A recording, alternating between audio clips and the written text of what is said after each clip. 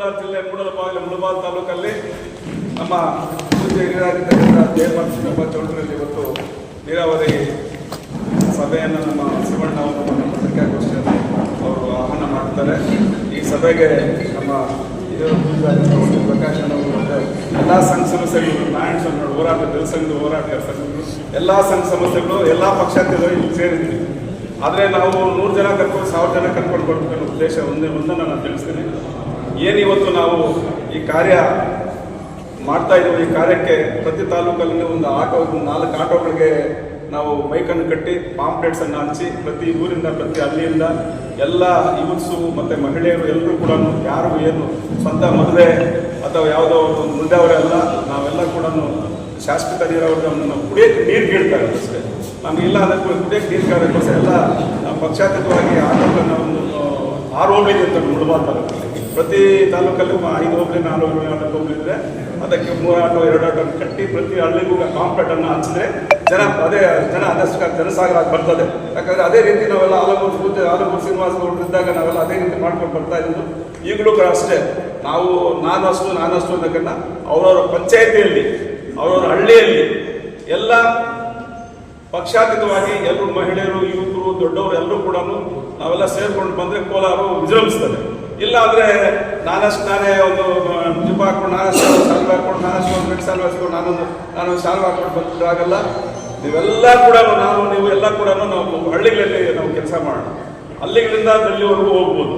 ಇಲ್ಲ ಅಂದರೆ ನಾವು ಏನು ಅಂದ್ಕೊಳ್ತೀವಿ ಅಂದರೆ ನಾನು ಕರ್ಕೊಂಡು ಬರ್ತೀನಿ ಅಂತ ಶಿವಣ್ಣ ಕರ್ಕೊಂಡು ಬರ್ತೀನಿ ಅಂತ ಹರೀಶ್ ಇಟ್ಕೊಳ್ಳೋದು, ಹರೀಶ್ ಕರ್ಕೊಂಡು ಬರ್ತೀನಿ ಅಂತ ನಾರಾಯಣ ಸ್ವಾಮಿ ಇಟ್ಕೊಳ್ಳೋದು, ಇಲ್ಲ ಅಂದರೆ ನಮ್ಮ ಸ್ವಾಮಿ ಕೊಡೋದು. ಈ ರೀತಿ ಆಗ್ತದೆ. ಅದರಿಂದ ಪಂಚಾಯಿತಿಯಲ್ಲಿ ಇದು ಕಡಿಮೆ ಇದೆ ಕಾಲಾವಕಾಶ. ಇಲ್ಲ ಪಂಚಾಯತಿಗೆ 5 ಜನ ಕಮಿಟಿ ಮಾಡಿ ಆ ಪಂಚಾಯತಿಯಿಂದ ಇಷ್ಟು ವೆಹಿಕಲ್ಸ್ ಕರ್ಕೊಂಡು ಬರಬೇಕು ಅಂತ ಹೇಳಿ.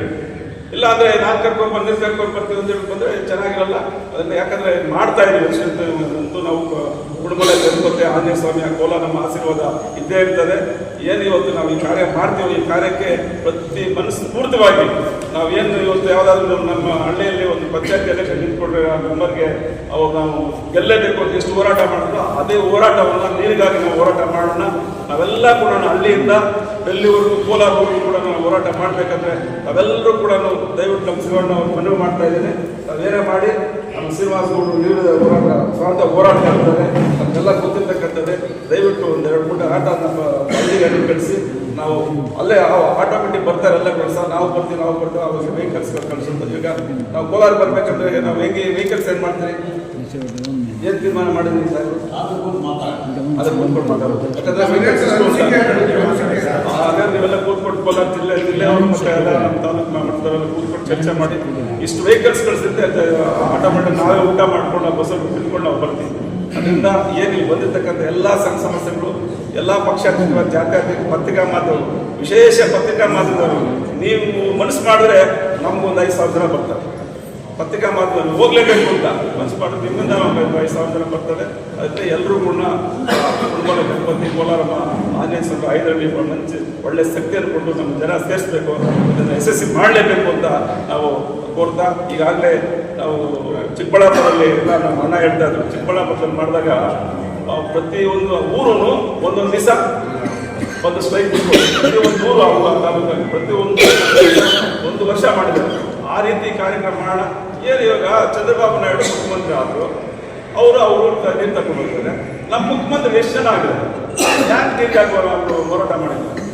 ಹೋಗ್ಬೇಕು, ಕುರ್ಚಿಯಲ್ಲಿ ಬರ್ತಾ ಇರ್ಬೇಕು. ಯಾರೇ CM ಆಗಲಿ, BJP JDS ಆಗಿರ್ಬೋದು, ಇವಾಗ ಅವ್ರಿಗೇನೋ ಆಸೆ ಇದೆ ನೀರು ಕುಡಿಬೇಕು, ನಮಗೆಲ್ಲ ನೀರು ಈಗಾಗಲೇ ಹುಟ್ಟಿದಾರೆ ನೀರೆಲ್ಲ ನಾವೆಲ್ಲ ಕೂಡ ಹೋರಾಟ ಮಾಡ್ತೀವಿ ತಿನ್ನುವಳಿಯೋದು. ಅದು ಆ ನೀರು ದಯವಿಟ್ಟು ನಮ್ಮ ಕೆರೆಗೆ ಬರದೇ ಇಲ್ಲ ಸರ್. ಅಟ್ಲೀಸ್ಟ್ ದಯವಿಟ್ಟು ನೀರು ಬರ್ತೇನೆ ಸರ್, ನಾವು ಬದುಕೊಳ್ತೀವಿ. ಈಗಾಗಲೇ ಕೋಲಾರ ಜಿಲ್ಲೆ ಬಂದಿರ್ತಕ್ಕಂಥದ್ದು ಎಲ್ಲ ಬೆಳೆ ನಾಶ ಆಗಿದೆ, ನಮಗೂ ಶುರು ಆಗಿಬಿಟ್ಟಿದೆ, ಬೆಳೆನೂ KC ದಯವಿಟ್ಟು ನೀರೇ ಬೇಡ. ನಮ್ಮ ಸಿಂಗಪುರ್ಗೆ ಒಂದು ಭಾಷೆದಲ್ಲಿ ಹೇಳ್ತಾ ಇದ್ರು, ಅದು ಹೇಳೋದು ಬೇಡ. ಅಷ್ಟೊಂದು ನೀರು ಬಳಸೆ ನೀರು ಕುಳಿತಾ ಇದೆ. ಏನೋ ಮಾಡಿ ನಾವು ಪಂಪ್ ಮಾಡಿ ನಾವು ಫಿಲ್ಟರ್ ಮಾಡಿಕೊಂಡು ಫಿಲ್ಟರ್ ಆಗಿಲ್ಲ, ಪಂಪು ಆಗಿಲ್ಲ, ಹಂಗೇ ಬರ್ತಾ ಇದ್ದೀವಿ. ನಾವೆಲ್ಲರೂ ಹೋದ್ರೆ ವಾಸನೆ. ದಯವಿಟ್ಟು ಅದು ನೀರು ಬೇಡ, ದಯವಿಟ್ಟು ಬೇಕು ನೀರು ಕೊಡಿ ಅಂತ ಸರ್ಕಾರ, ಕೇಂದ್ರ ಸರ್ಕಾರ, ರಾಜ್ಯ ಸರ್ಕಾರ ಒತ್ತಾಯ ಮಾಡಿ ದಯವಿಟ್ಟು ನೀರು ಕೊಡಿ ಸ್ವಾಮಿ ಅಂತ ಕೇಳ್ಕೊಳ್ಳೋಣ. ಅದಕ್ಕೆ ನಾವು ಪ್ರಾಣಗಳು ತ್ಯಾಗ ಮಾಡಕ್ಕೆ ಸಿದ್ಧವಿದ್ದೀವಿ ಅಂತ ಹೇಳ್ತಾ ನನ್ನ ಮಾತನ್ನು ಮುಕ್ತಾಯ ಮಾಡ್ತೀನಿ.